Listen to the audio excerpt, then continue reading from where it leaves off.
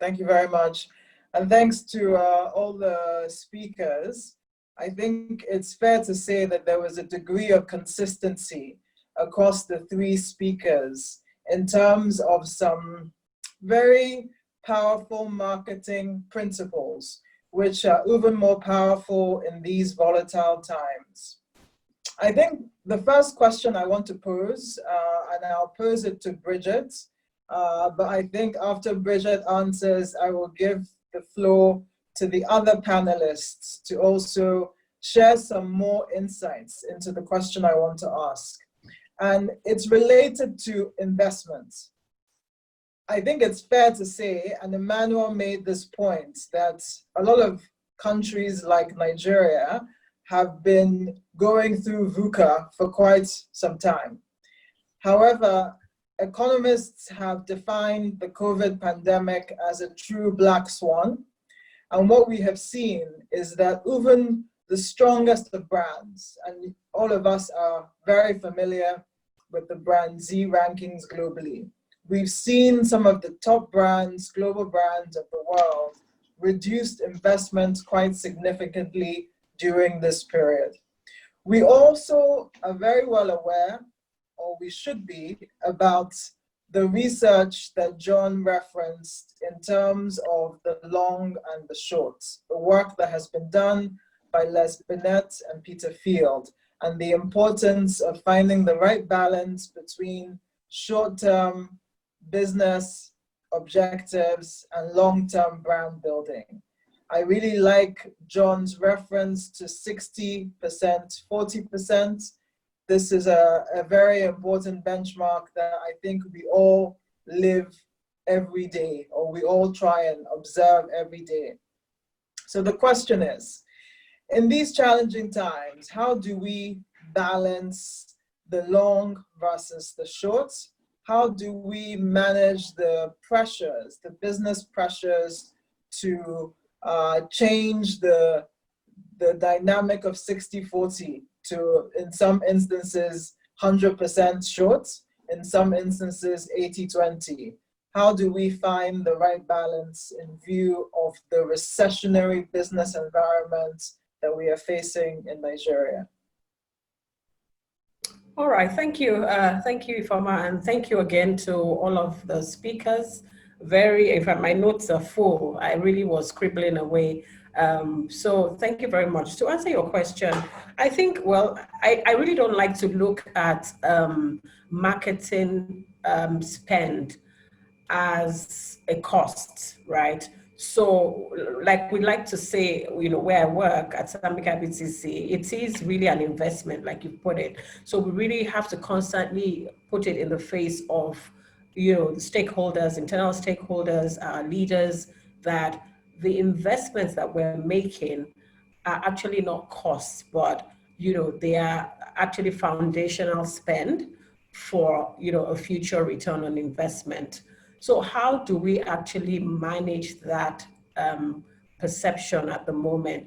I think that is in creatively communicating to our leaders about what our long-term objectives are in alignment to the overall business strategy. So what is really at the fore of what we need to do now? And I think digitization is really taking the lead on that. So if we actually put our long-term spend into digitization to enhance customer experience across all platforms at this time, I think that will be an immediate solution to looking at investment in a different light.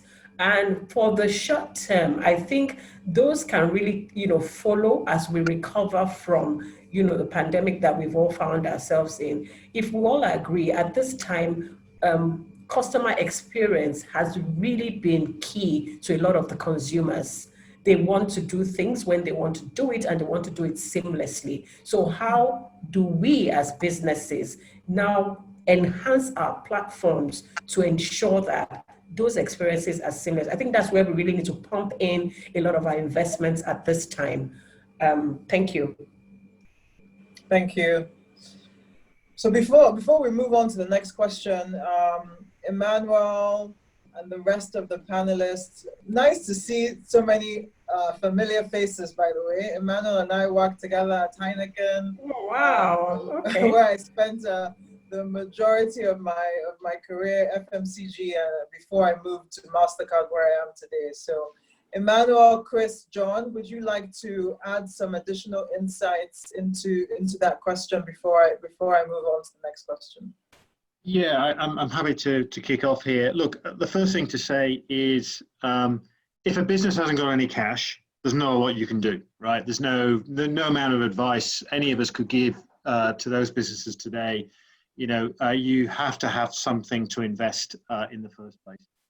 But on the assumption that you have and you're just deciding what to do with it, then my advice here is a combination of three things. And it all comes together in something I was talking about earlier, which is the strategic storytelling that you do as the market lead with your leadership group. It starts with evidence, right? What evidence is there that you can put in front of the leadership group that doing the same old thing is going to get a different outcome, right? You can most probably present evidence that shows them that doing the same old thing is not going to work at all. And then on top of that, if you can get some evidence that says by doing things differently, by investing for the long term in combination with the short term, you get a different answer, then hopefully, if they're prepared to listen, then you should get a different reaction. The second thing is around risk mitigation, because if the leadership room are prepared to do something differently, they want to be reassured that what happens if things go wrong? So you want to protect your downside. And you can use things such as the principle of 70-20-10, which is you invest, say if you have $100 to invest, you invest $70 in things that you know are going to work, because you know, for example, TV gives you this reaction, it's fairly predictable. You're going to invest another $20 in something that you've seen somebody else do. Maybe you haven't done it, but you've seen the evidence from their case, and you think, well, I reckon that's going to work for me. A little bit more risky, but you still got some evidence. And then you only invest 10% in stuff that you've got no clue as to whether it's going to work, but it sounds like a great idea. But if you lose, you haven't lost the house. Then the third thing is simply courage. Yeah, has your business got courage? Because if it hasn't, then that's a tough place to be. Thank you, John. Okay, so if can I make a quick yes, addition to it? I think I'm the bad person on the call today, because I think people are alluding that I said advertising must be cut. I said it's great, but it's not a God-given right. Now, if I worked in the tourism industry or in construction or in automobile, the industries that have gone down at this time, there is no way you're going to get a free handout of advertising. And I use the word carefully, advertising and promotions. Incentives. I didn't say marketing spend, because marketing spend goes, you can use spend to ensure more physical availability on shelf, all of those things. That is great. And in one of my slides, I just say reallocate spend when necessary. I think a lot of marketers feel my job is no longer valid when I don't have money to spend. And that is the notion that we as a group must start changing. That, that's why you invest in brands over time. And the day you don't have money, you've got to be able to still use the equity of these brands to take you further beyond what you have today. So yeah, just a little bit of clarity. Thank you. Thank you, Chris. If I might Okay. say on the long term versus the short term. My name is Agre Maposa. I'm Chief Growth Officer for Kanta across West, East, and Central Africa. I think it's very important for marketers to realize that we have the now, and we have the core mandate we have is the lighthouse, which is what Chris and John alluded to earlier on. As a lighthouse, we guide, but not only do we guide, we bring purpose. We bring purpose into the lives of consumers. So in this time, or in these times of all times, it's very, very important to have very clear purpose that goes beyond just your sales as marketing people. When you have this purpose and you invest in this purpose for the long term, then even when strong winds come and try to push you around like we have now, you are much better than the others. As you have seen, Brand Z results have clearly shown that those brands that have invested over time emerge quicker out of such situations like VUCA. And even right now, those brands that are stronger and stronger equity have performed much, much better than the brands with weaker equity. So for the long term, you still need to balance that. You still need to put that investment in building strong purpose that have strong consumer connections. And then in the short term, as long as people understand who you are, how you deal with the short term, everybody is more understanding, more lenient when you make mistakes, when you don't, when you accelerate and so forth, they can understand. But I just wanted to emphasize on the importance of purpose in brand building. Thank you. Thank you for that, Agri. My next question is actually for you. So quite a number of the panelists and also yourself in your opening statement mentioned analytics, ROI, evidence-based. You know, and Chris, I really like the phrase that you mentioned, make sure science leads. And it builds on that notion of marketeers being the lighthouse in the organization, providing the thought leadership and ensuring that we are providing those insights.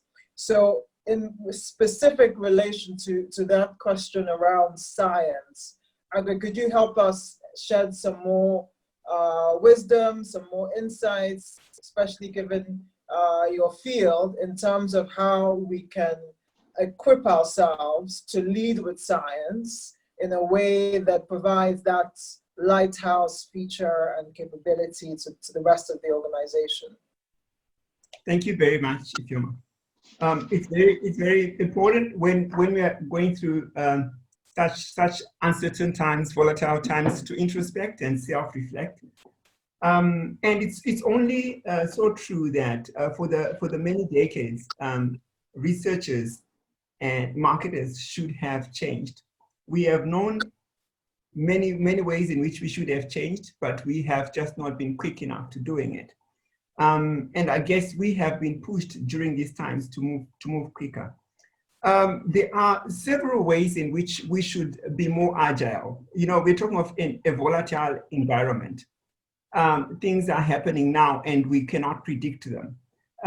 So we should be able to have information systems that give you information very, very quickly and that are agile. One thing that I've seen emerging with different information companies, which I think you should make great use of, is self-service platforms, where just like you can order your stuff online, just like you can order on Amazon, you should be able to order your quick feedback studies that give you feedback within a day or within 2 days. This is something that I know is happening. I know Ipsos offering it. I know Cantor is offering it. And I know quite a number of boutique smaller agencies are doing it.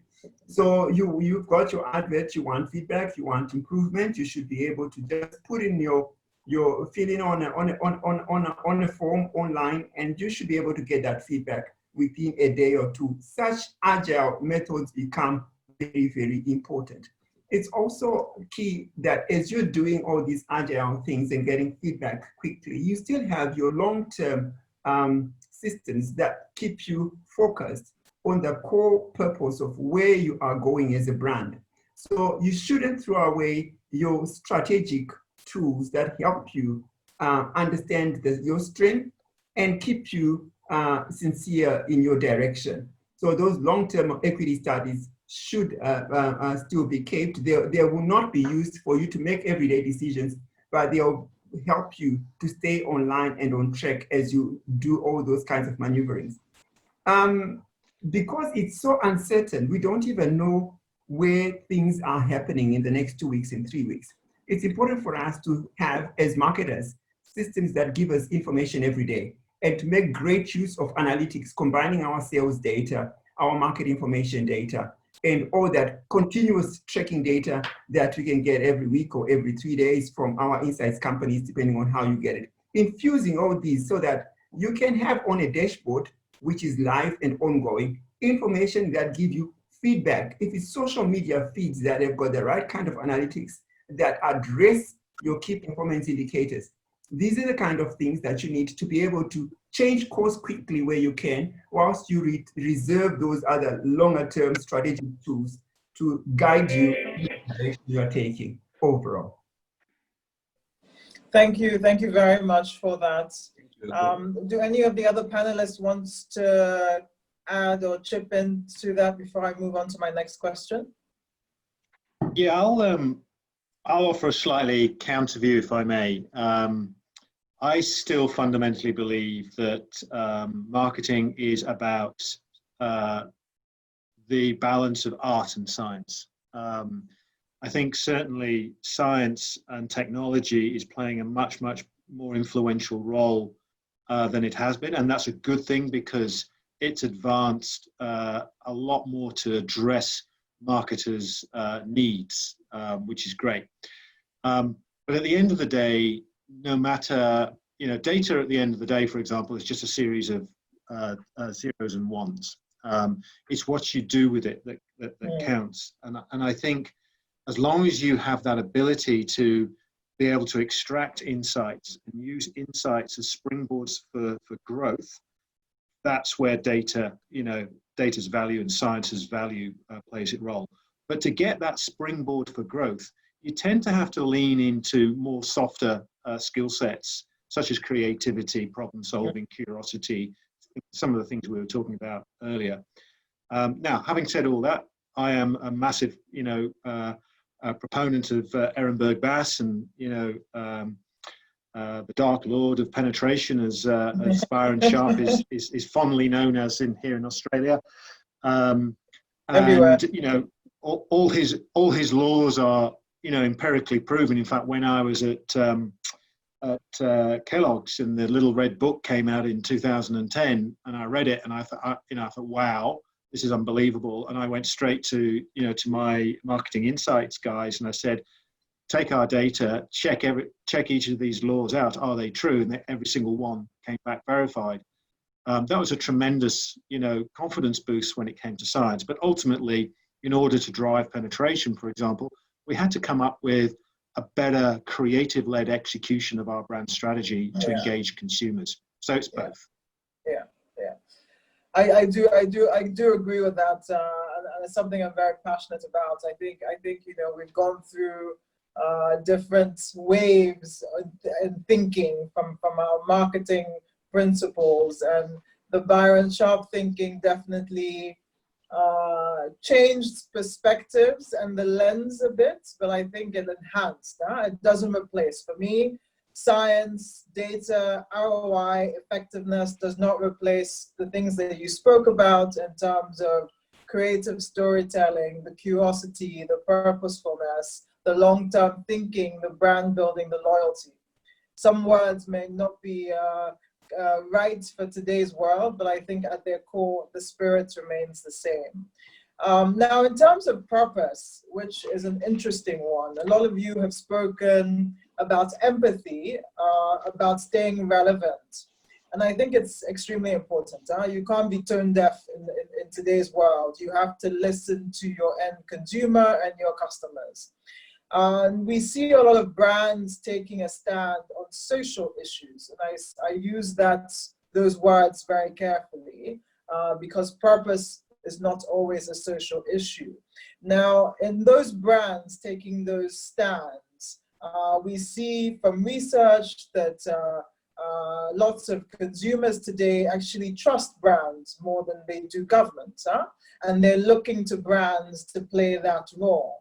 Now, to what extent? Because we've seen brands that have done so successfully, but we've seen those brands that have fallen flat on their face when they try and take a social stand. Pepsi is a classic example of things that went not the right way in terms of the stand that they took some time ago. So how involved should brands be in terms of social issues, in light of the fact that in their DNA, some brands are built for it and others are not?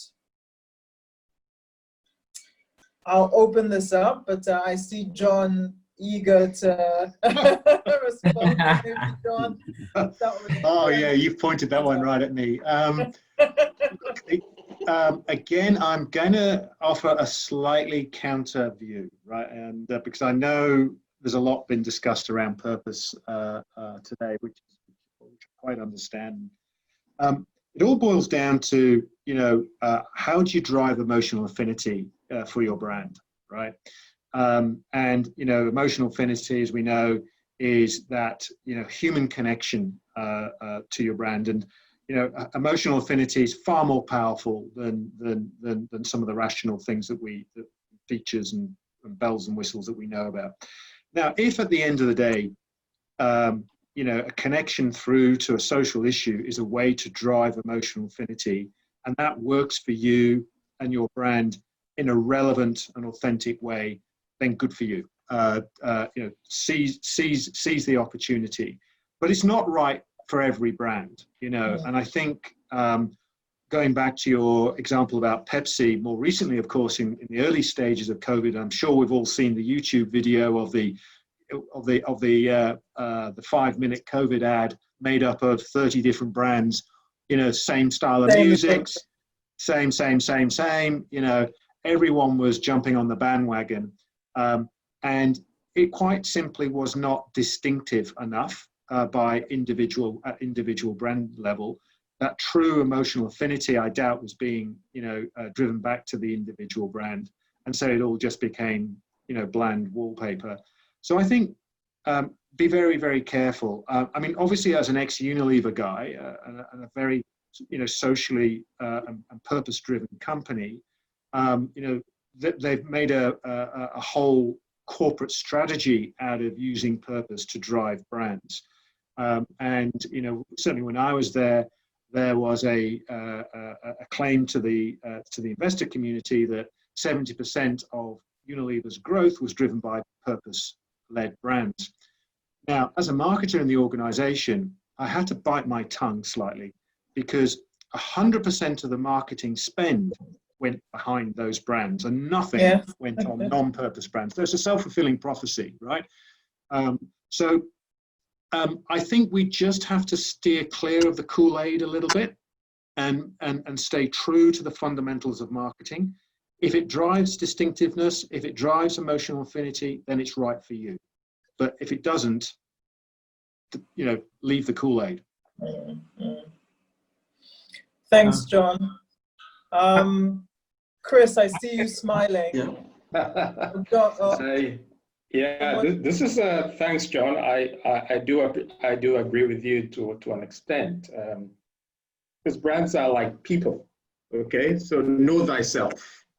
I cannot have been talking about certain things all my life, and then one day there's a big social issue, and then all of a sudden I think I can have a conversation with the world on that social issue, forgetting all the things that I had done, and I expect the audience to take it in or soak it in hook, line, and sinker. I think know thyself, and brands have personality. If it's not in your personality, stay far away from it. And I think that's where I am. And then secondly, brands are built to deliver value to business, not to just become voices for social causes for the sake of it. Let's be very clear about that. So if the social cause you're chasing or challenging is going in dissonance with your business purpose, then you're actually going to cause more confusion than bring in harmony between yourself and that cause. So I go back to my first point: know thyself, which is what your DNA is all about, and then stick to it. And this is not a conversation only for marketing folks. This is a business conversation that needs to be had, because you can do all the right marketing, but you're probably doing something in your supply chain which affects what that social cause you're doing. So yeah, that would be my point of view. Thanks. Yeah, thank you. Thank you, guys. I definitely agree with John and Chris. Analogy I really like to use oftentimes when I talk to my colleagues who really throw all sorts of things at us in marketing. Are you not going to stand up for this? Are you not going to do that? Is you must really know where you're from. You must really know who your parents are. And back to what Chris says, know thyself. Because if you don't know yourself, you're going to be confused and be, drawn in various directions. So what purpose really? So not to rehash what John and Chris has said, I'm totally aligned, especially to the last point, what Chris said about know thyself and really stand for what your purpose actually has set driving and you're delivering to. So I wanted to just add that. Thank you. And then for me, again, it's important that if you want to get involved in social issues as a brand, despite the fact that whether it is your purpose or your DNA, the way you also go about it matters a lot in terms of driving through authenticity, showing that you really care for the people or for the issues or the social issues that you're chasing, and not just making it look like you are driving it for a commercial value. Because when consumers start seeing that you are not authentic, even in your social cause, then it has tendency to boomerang. So one has to be honest, one has to be authentic, one has to show empathy, show that you really care for the consumers, even in the course of those social issues, and not just doing it for trying to exploit the people or exploit the situation that you are supposed to salvage. That's what I have to put on this. Super. Thanks so much. This is definitely a conversation that I think we could spend hours on, but we have to manage timelines, and we've received quite a number of questions from the people who are listening on. So there are a few questions around effectiveness. Specifically, how can we become more effective to measure the direct impact on business performances? And a specific one on ROI, how can we demonstrate ROI via the online channels? So Agre, maybe I'll start with you to help us. Again, you shed some light on that earlier, on that question, but in terms of, how can we equip marketeers to become more effective in measuring the direct impact on business performance? Agre, I'll start with you before I hand over to the rest. Okay, great. Thanks, Ifeoma. We need to look at the holistic picture of a consumer and markets so that we can be able to better understand how these are interacting and affecting our brands. And as we look at markets and consumers, we also need to understand that the consumer is existing on different planes. The consumer is on the online digital platform, and they are also offline doing a lot of their other work, and they're also shopping. So what's important is to come up with measures that can integrate these different worlds of consumers, because these different worlds of consumers are in fact all intertwined to be one. There is a big risk that with the development of digital platforms and solutions and a lot of activity regarding e-commerce and also regarding communication and engagement online, there has been a tendency to look at to use certain heuristics that are not directly aligned to how we build brands or how brands are built in the minds of consumers, like overdwelling on likes, on size, and on all those other measures that come out online. What's important is to integrate digital measures with the consumer measures that we've always had, whether these are coming from studies or other platforms. Technology has indeed helped us to be able to use passive measures.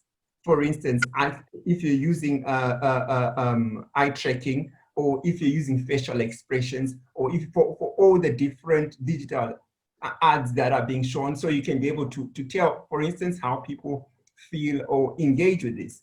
we should be able to combine these technical advancements that are to our benefit with the softer, insightful or in-depth measures that we've always used in understanding consumers. And then have a good understanding of how these intertwine and how these actually lead to the eventual activity of purchase and also likely repeat purchase, which is like longer term brand building. Thank you. I would support what Agri is saying there. I think every business is different. I think, and if you, so basically identify the lead indicators that are directly related to your business performance, right? If you can't hardwire the business outcome you're looking for directly to the media spend in whichever channel, online or wherever, and some businesses can, you know, if you're in e-com or whatever, you can do that. But if you can't, then at least then identify the lead indicators that lead to business outcome. And in my world, that was very simply unprompted awareness as a measure of saliency, penetration, and also what we called physical availability, which is the distribution, you know, where you present in store. If your marketing spend leads to healthier outcomes on those lead indicators, then there's a direct correlation to business performance and hence the ROI. And then it's simply a case of cases. It's not that simple, but you then just have to test, learn, modify, test, learn, modify, test, learn, modify, get to that right combination, and find that ultimate mix. The only alternative I found to that involves lots of money, going to companies like Kantar and spending a fortune on marketing mix modelers and things like that, which not everyone, you know, can do nor needs to do, to be honest. Thank you. Before, I did take one beforehand, which was indeed linked to measurements and for this session. So if we can take.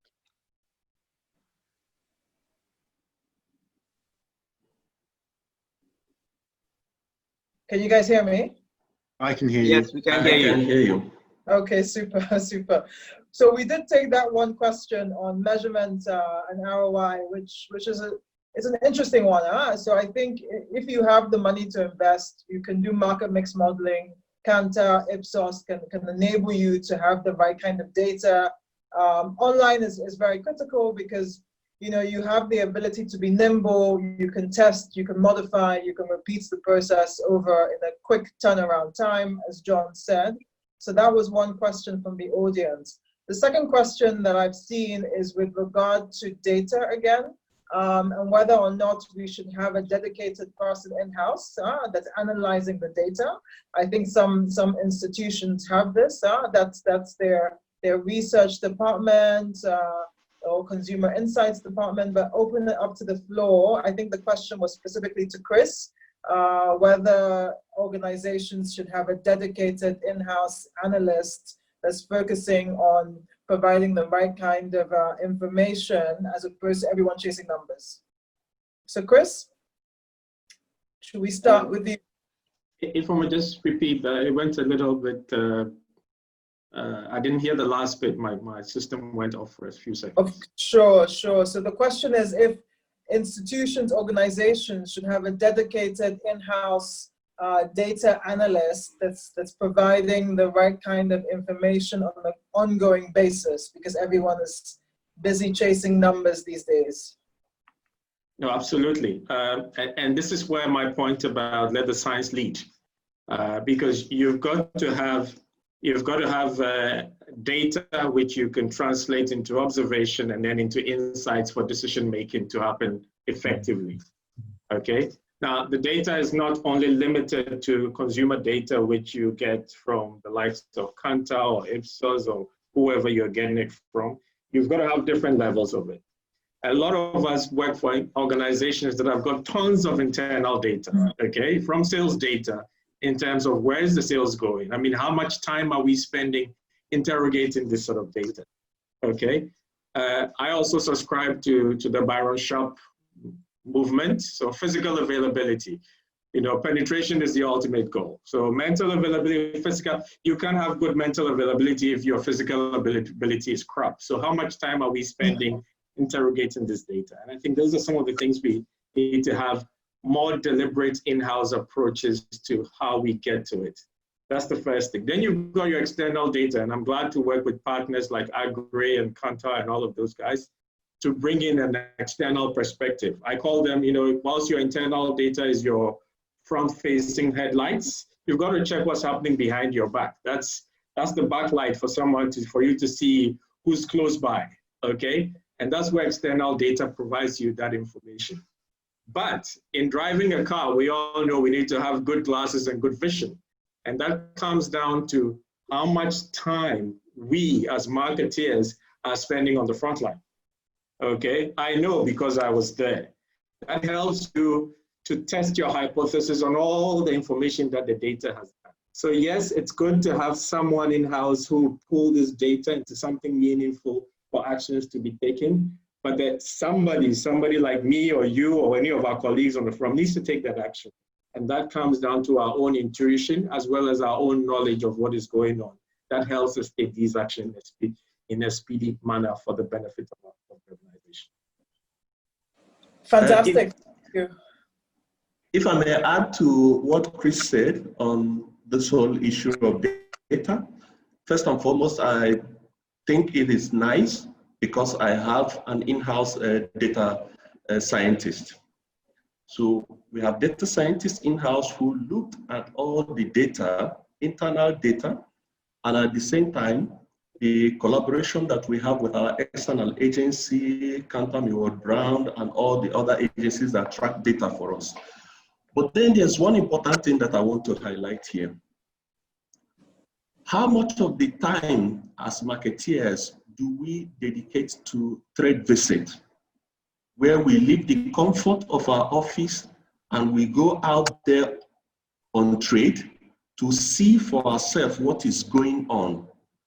Most of the successes that I've had in my marketing profession is the ability to go out there in trade, see for yourself what is going on, and then get an insight of what is happening around your brand. That even before the quarterly data or the bi-monthly data will hit your decks from the external data agencies, you already have an idea of what is happening to your brand. And then the data that you're getting from the agency or the data that you're getting from the data scientists in-house will just be to validate what you have already seen in trade. Because most of these data come retrospective. When you get quarterly data 3 months after, then what would you have done if you are not having a real-time, online real-time information of what is happening to your brand? Then you now see that you're only going to make use of those data for the next coming 3 months. The other 3 months that the data was gotten from the agency is already gone. So it is important that as we rely heavily on internal data and again on external data from our data partners, that we go out there in trade and see for ourselves what is happening.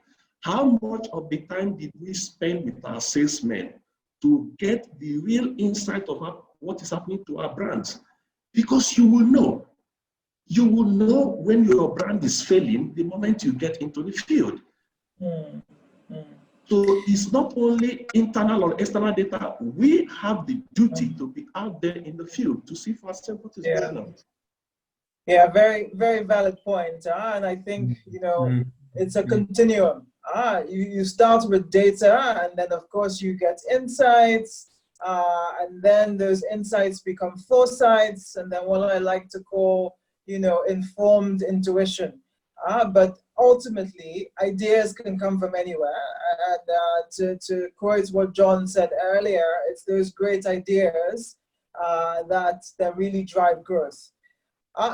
Like I said before, we can carry on, but we have to stop.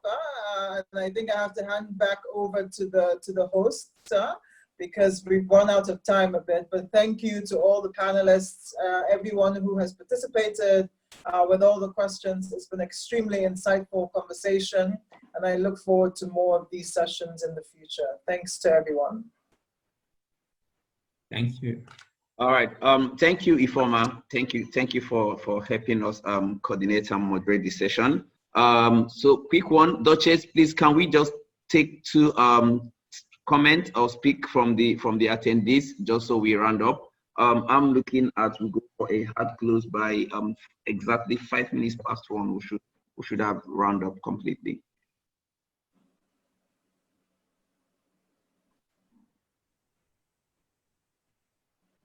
Duchess team, can you hear me, please? Yes. Okay, so can we just take two people from the attendees, please?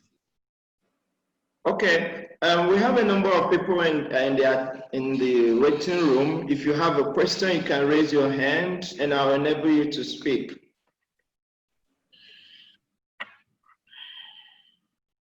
Okay, we have Christopher. Christopher, you can ask your question. Christopher Warhearing.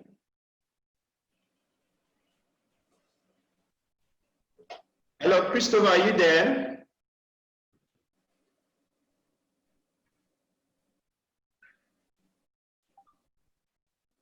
Christopher, can we hear you? Okay, and while Chris is waiting, we have Philip Chilaka. And Philip, you can speak now.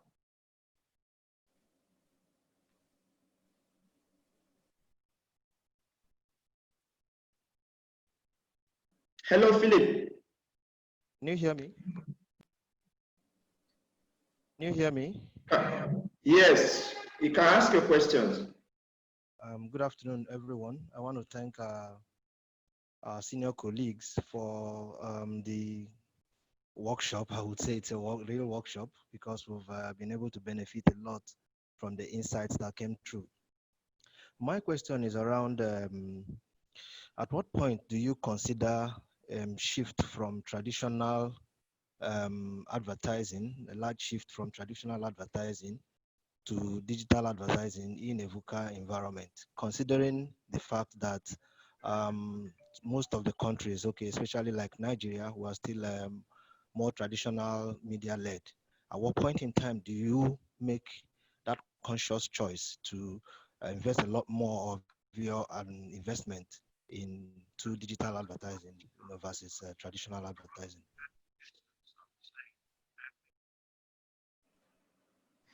I can take that one if you like.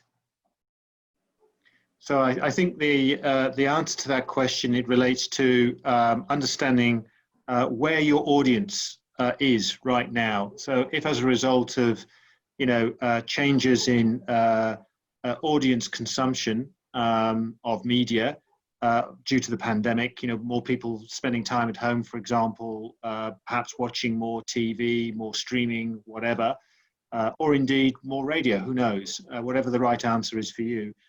That really should guide your thinking around optimizing your media mix. And I would encourage everyone to stop thinking around whether it's traditional versus digital, because everything is digital these days. TV, as I was mentioning before, through connected TV, smart TV, is digitized. Outdoor is increasingly becoming digitized. Radio is digitized. So it goes, but still with the fundamentals. How is your target market consuming media, and therefore how do you reach them? Great. Yeah, I would also say that you need to have a really good balance of the different platforms. And what John just said is very key, because you have to have a mindset of the multiple channels that are available around the consumer and not digital versus traditional. What we've certainly seen in empirical studies that we've been doing ever since before the COVID problem became a problem in Nigeria and throughout, we have seen clearly that there are increases in digital use of platforms such as Facebook, such as WhatsApp, your house parties, and TikTok, and all that. That's over 70% in general. But we have also seen that television has had a very constant state throughout. So TV remains important because remember that for some households, they still find it difficult to afford that data that can sustain them being entertained for hours. And you see that TV has had that constant prominence over time.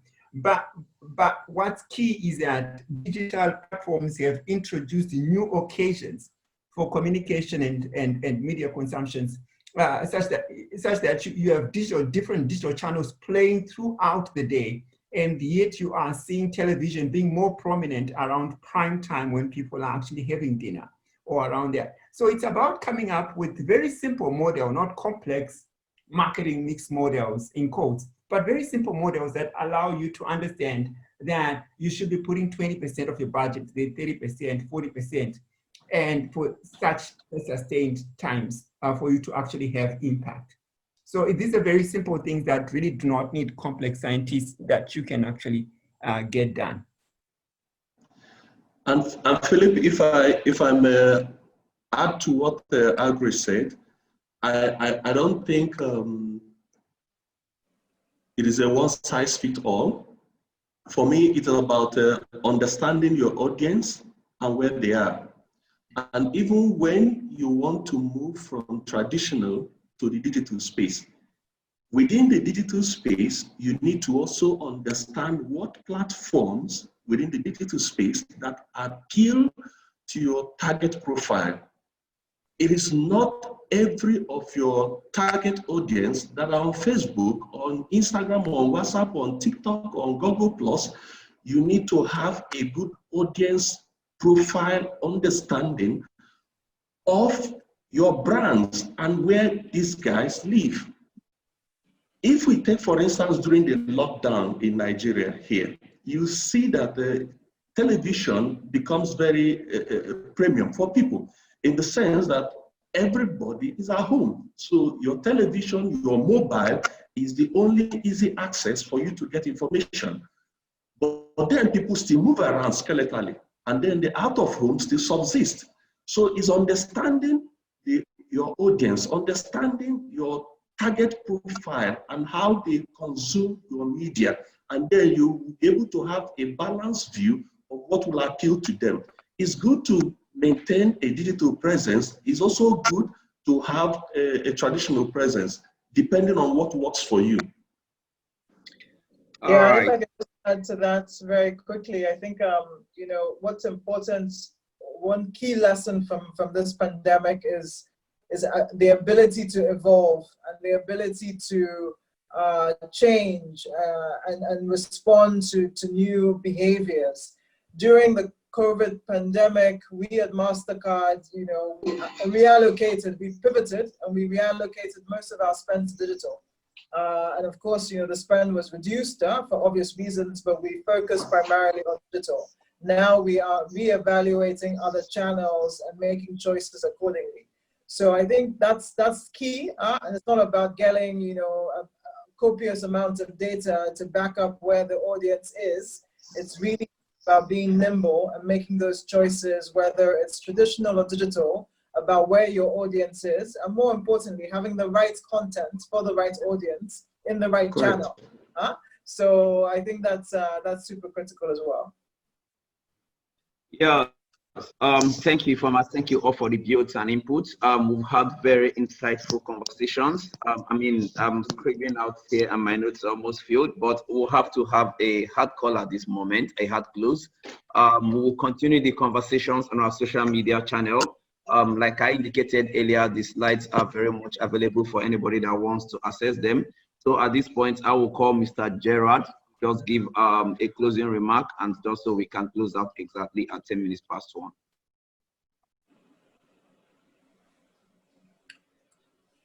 Hi, Gerard. Okay. So Gerald's mic is off. Gerald's mic is off. Okay, Ediri, please, can you help us with the closing remarks? Just so we can I'm back. Oh, good. You hear me? Yeah, we can hear you. Go ahead, Gerard. Yeah. Yeah, I said thanks, Obum. It has been quite an interesting and exciting session. We have learned that we need to be nimble, we need to look at the times, and we need to determine what works for our consumers in each of the scenarios or situations. It has been quite interesting, and I just want to thank all our keynote speakers. I'd like to thank Mr. Chris Wolf-Caesar, Marketing Director of Friesland Campina Wamco Nigeria PLC. I'd also like to thank John Broom, quite insightful at what has been happening in Australia. He is the CEO of the Association of Australian National Advertisers, AANA. I'd also like to thank Emmanuel Agu. I think we were together at one other session a while back. He's the Group Marketing Director for Dotner. Of course, the whole session was ably moderated by Ify Dozier. So thank you, Ify, for that wonderful session. She's the Director, Marketing and Communication, Sub-Saharan Africa, MasterCard. And then we also had two panelists who joined the panel session. We have Agri Mapusa, Chief Growth Officer for Kanta, West East and Central Africa. And then we have the first and foremost, she is the Vice President of ADVAN, in the person of Mrs. Bridget Oyefeso Odusomi, Head Marketing and Communications, Stanbic IBTC Holdings, PLC. Before we thank, well, I'll thank the partners, but there were some other notable personalities that came into this webinar. First and foremost, I would like to recognize the Acting Registrar of APCON, Mrs. Ijedi Yoha. Thank you, Ma, for finding time out of your busy schedule to come for this webinar. I would also like to recognize the presence of Mr. Tony Agamome, the President of NIMN, that's the Nigerian Institute of Marketing. I'd also like to recognize an ADVAN trustee in the person of Mr. Lankwe Omoyele, who is also the MD Nitro 121. Also to recognize Ikwo Uko, MD Ethod Marketing, and also a former ADVAN Vice President. Thank you all for coming. Mrs. Hannah Oyebanjo, MD Redwood Consulting, and also a former ADVAN ESCO, you are not left out. We recognize you and we thank you for always supporting us. Thank you for always being there whenever we're having anything.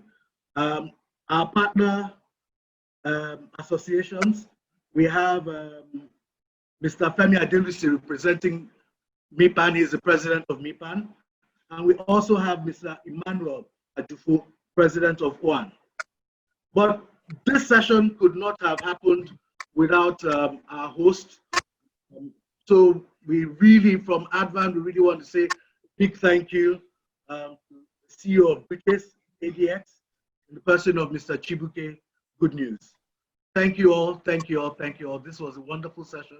And as Obama has said, we can continue the discussions on our social media pages, handles. Thank you. Thank you all. So, Thanks, everyone. Thank you, everyone. Thank you, Thank everyone. you, everyone. Thank you. Make the most of what's left of today. Thank you, John. Thank you, Chris. Well done, everyone. Thank you, ADVAN. Thanks, Bobby. Thanks, everyone. Nice seeing everyone. All right. Take care.